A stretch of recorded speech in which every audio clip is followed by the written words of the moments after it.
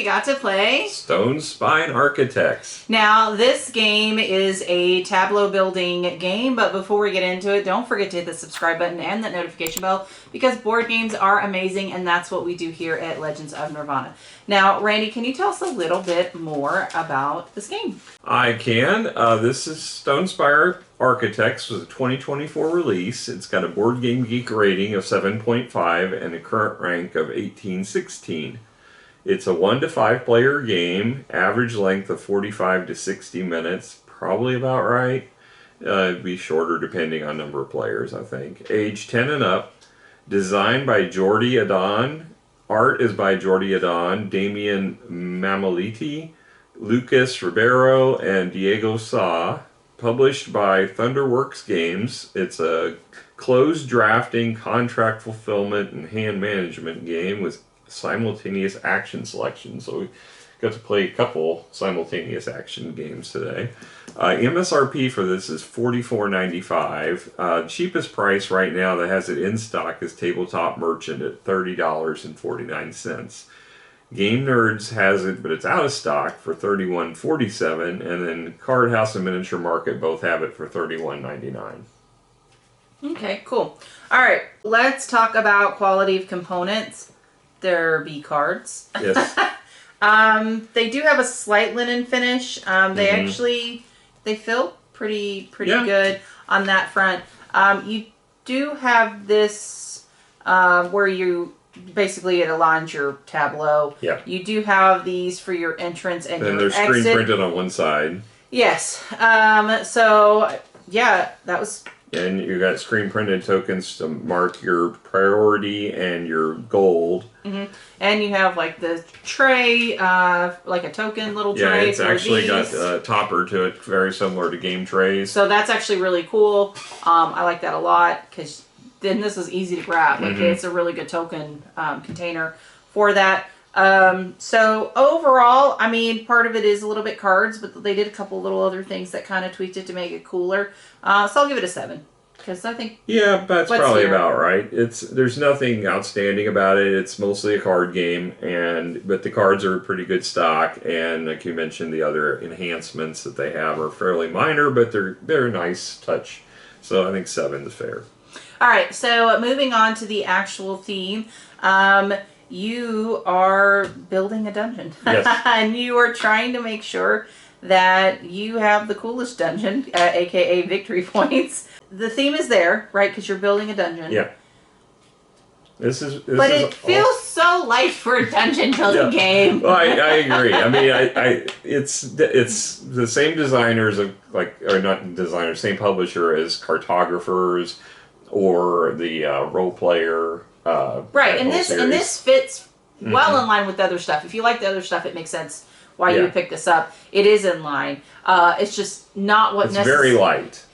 The theme is very, very light, and I find myself inordinately attracted to dungeon building games because I used to play Dungeon Keeper on the computer all the time when I was growing up. I mean, I still read dungeon books. Well, I just like the idea, like in the Dungeon Keeper, you had this giant demonic hand, and if your imps got out of line, you would smack them, backhand them with it, and then they would go back and rush and get what you wanted done. I mean, I've just always loved that lit RPG genre where, you know, human becomes a dungeon and they build the dungeon. So that's not this game, okay? The theme's very, very light. It does exist. I'm probably going to give this a 6 because I do like some of the art. Yeah, as far as theme goes, I mean, the art is pretty, but there's very little of it, and when you get into the cards, it's tiny. It just looks like icons on a card. But, you know, it does give you the feel of a dungeon. I'll give it a 6.5. Oh, wow, you're more generous than I am. I'm feeling... I'm not feeling generous today, it seems. All right, and then moving on to the rulebook. How was it? Well, it's one of those nice textured ones. I love these kind of rulebooks. You get that feel of that is a really nice rulebook for this game. Yes, it's about the same size as the box, slightly smaller, obviously, or wouldn't fit, but it's got the cover of the box. But it's got the nice linen finish texture. It almost doesn't feel like paper. Nice. Yeah, it's got, nice art in it, a little bit of scripting as far as to give you a little bit of flavor. The setup is very easy. It takes almost no time at all to set this up. How to play is very simple because it's a drafting game. Literally is all it is. It's very tableau building. There's tableau. The reason you're drafting is to fill your tableau. Right. And there's bonus scoring in it. I actually like the scoring system in this, but we'll get into that in the gameplay. The rulebook is a quick read. Like I said, it's only 16 pages, and the last 2 of those pages, or 4 of those pages, are solo play. So it's really only 12 pages you have to read. Mm-hmm. So given that, I'm going to probably go ahead, because it gets you into the game quickly and there's no confusion. I'm going to go ahead and give it probably a 9. Yeah, I mean, it looks really nice. All right. Plus the cheat sheets. Yeah, the cheat sheet is they get 2 cards, and these have everything you need on them pretty much. So this has got the icons, it's got the final scoring, the setup reminder, so you don't have to even get back to rulebook. So these are really great. Yep. All right.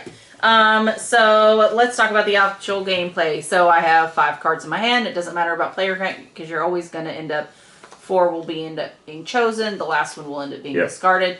So the thing I want to keep in mind is my card here. I want to match the icons that are on this card. The more I match, the more victory points I get. But also I have to pay attention to where my entrance is and my exit, because I get points based on being able to go through from the entrance and the exit to all my different rooms.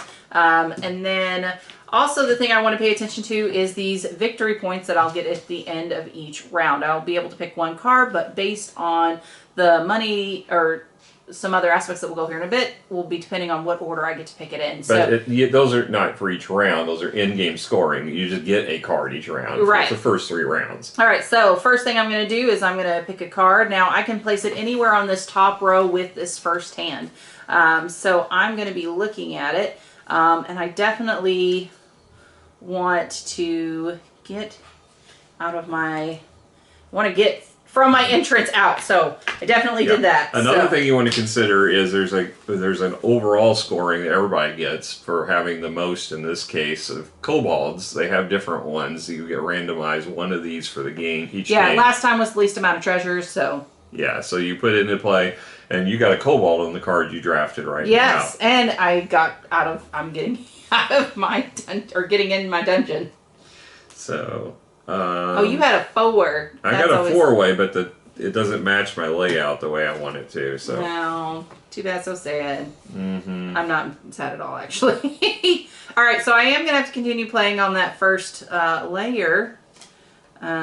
There we go. That looks pretty cool. But the nice thing about this is you don't always have to play a card where it matches the icons, because later on you can actually add icons to some of the cards, which we'll get into here. Because for example, I need a chest, but there isn't one, so I'm just gonna hope I can get one later.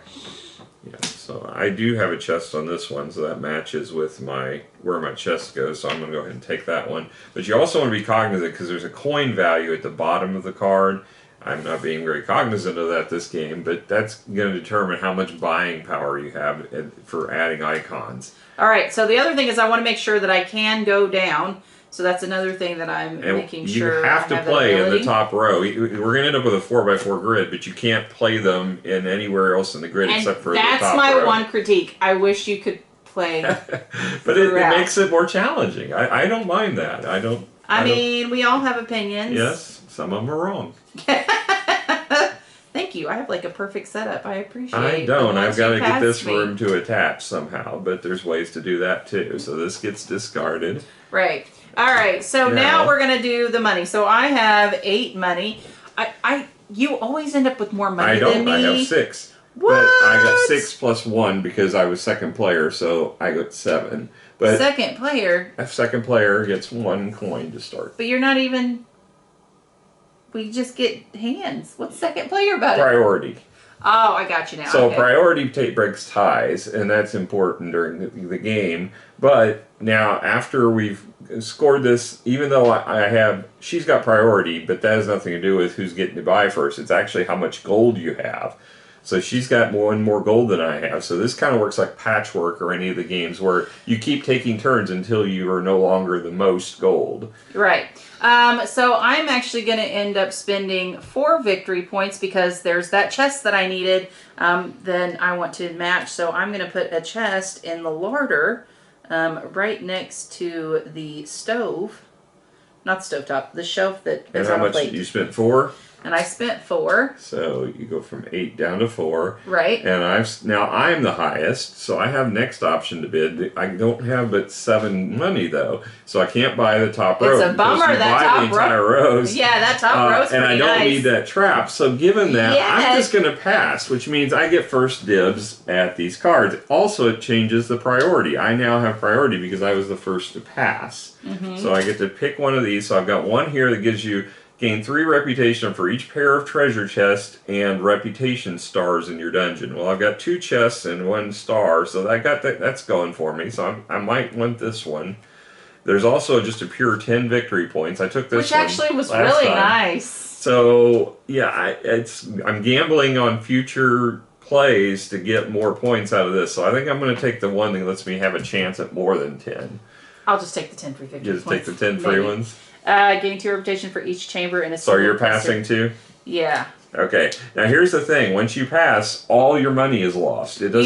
You don't get to carry any of it. Nope. So it actually caps at 30, though. We never even got close to 30, so I don't know how you would ever get 30, but I guess it's possible somehow. I don't know. I don't think I saw any cards that had more than 4 or 5. I don't have a clue on how you. Yeah, I don't understand why they didn't let you carry over, but you can't carry over. Well, I mean, I understand if I don't know. They should have done something with that. So then you do your next round. Everybody gets 5. We keep going, but we're adding on to the terrain. We have to wipe the market. All of these tokens are removed, and we get rid of these 2 cards. Now, the cards are based upon player count, how many cards you put out. So we'll be putting 2 more out. They have different distributions and different prices. So I'm going to put 2 of these circular ones in the top row, 1 at the bottom. I got 2 squares on the top row of this one. And you have an oblong at the bottom. Oh, it's one of your red kobolds. So now we need 3 of the bonus cards over there. And you just took 5 right off the top. You're supposed to deal them, but okay. Whatever. I didn't know. All right. I think we've explained the game, but I do think it's funny that we're just going to keep playing. Okay, so overall, I thought this was a cute little game. It's a fine tableau builder. I mean, I'm a little sad you can't play it throughout the whole board. It doesn't let me organize the way I want it to, but I understand why they did that. But overall, I mean, I'm fairly happy with it. Randy, what are your thoughts? I really enjoyed this game because I like the trying to come up with the best scoring patterns that I can, and there was enough meat to this for being a quick little game that I felt like it's easy to learn, easy to teach, but yet it has depth to it. It's not a luck of the draw type game. There is some luck elements of which tokens come up and which icons come up. But in general, I really enjoy these kind of games where you get to, determine your own strategy to try to set up your board better than other players. And this one, I think, meets the type of and level of enjoyment I get from these not party style games, but quick little games. Yeah, absolutely. And it plays, a good number of people, so. Yeah, I'm not mad at all. I mean, I think it's a cute, definitely. I'm trying to debate whether 2 coins is worth another negative victory point. So 3, 4, 5, 8, or I could have 10. She's very focused on the game, obviously. That's a discard. Yeah, anyway, alright. Well, guys, give it a score. Well, guys, they're supposed to give it a score? No, you. Okay. You, give it a score. Alright, so I think for this game, I'm probably going to give it a 7.5. I think there's not a lot of meat to the game, but I think it's got enough enjoyment in it. I'm a 9, by the way. That you can, Yeah. Score-wise, I'm 7.5. I had 9 coin, just to be clear. I think it's a fun, entertaining game, easy to teach, easy to learn, and it sets up quickly, puts away quickly. All for all those reasons, I think it's enjoyable, and I like games that give you diverse ways of scoring. So. Yeah, absolutely. I'm with you at a 7.5. I think it's a cute little game. It's fine. If you're like, hey, we need a quick filler game, can we play this? I'd be like, oh, yeah, cool, that's fine. I love those Tetris-y kind of things. Like I said, I like the Delver kind of thing. So this is kind of right up my alley. I'm fine with it. Mm-hmm. So, well, guys, thanks so much for joining us. We had an absolute blast today, and hopefully you'll come hang out with us again. We'll catch you guys later. Bye. Bye.